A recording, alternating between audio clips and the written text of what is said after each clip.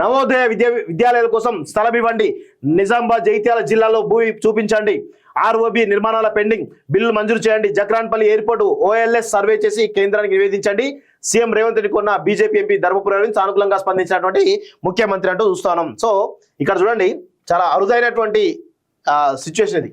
ఈయననేమో అన్అఫీషియల్గా BRS వ్యక్తే, ఇంకా కాంగ్రెస్లోకి పూర్తిగా పోలేదు, అఫీషియల్గా పోలేదు. సీఎం రేవంత్ రెడ్డి కాంగ్రెస్ పార్టీకి, బీజేపీ. సో ఈ ముగ్గురు కలయిక సరే ఈయన అంటే కాంగ్రెస్.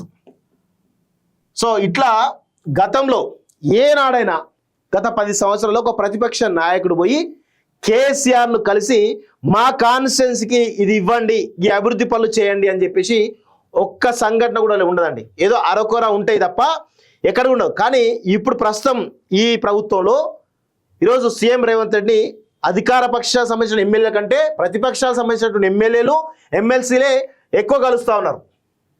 ఇది అరుదైనటువంటి సంఘటన. అంటే ఎవరి మీద ఈరోజు గతంలో ఒకవేళ అరవిందే కనుక కేసీఆర్ని కలిసి ఉంటే బీఆర్ఎస్ పార్టీలో చేరనున్న అరవింద్ అనేటువంటి ఒక నెరేటివ్ బిల్డ్ అయ్యేది. నెరేటివ్ బిల్డ్ చేసే వాళ్ళు బీఆర్ఎస్ వాళ్ళే.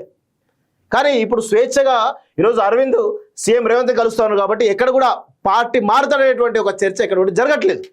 ఎందుకు జరగట్లేదు అంటే ఇది ఒక మనం ప్రజాస్వామ్యాలు ఉన్నాం కాబట్టి, ఈరోజు వీళ్ళంతా ప్రజల చేత ఎన్నుకోబడిన వ్యక్తులు కాబట్టి ఖచ్చితంగా ప్రభుత్వంలో ఉన్న వాళ్ళతోటి ప్రతిపక్ష నాయకులు పనులు చేయించుకోవాలి. అదే మెయిన్ ఎజెండా అక్కడ.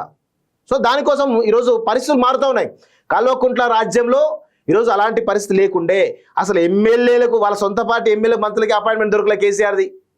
దొరికితేనేమో ఇగో ఇలాంటి నాయకులు దొరికితే ఏమవుతుందంటే దాని ఒక బీజేపీలో చేరుతాడు, బీఆర్ఎస్ చేరుతాడు అనేటువంటి నెరేటివ్ బిల్డ్ చేసేవాళ్ళు పెద్దగా. అందుకే అందరూ భయపడేవాళ్ళు. బీఆర్ఎస్ పార్టీ కనీసం ఒక కార్యకర్తను కలవాలన్నా భయపడేవాళ్ళు. అంత దారుణంగా ఉండే పరిస్థితులు గత 10 ఏళ్ళు. ఇప్పుడు మారుతూ ఉంది. దయచేసి అందరూ కూడా గుర్తుపెట్టుకోవాలి.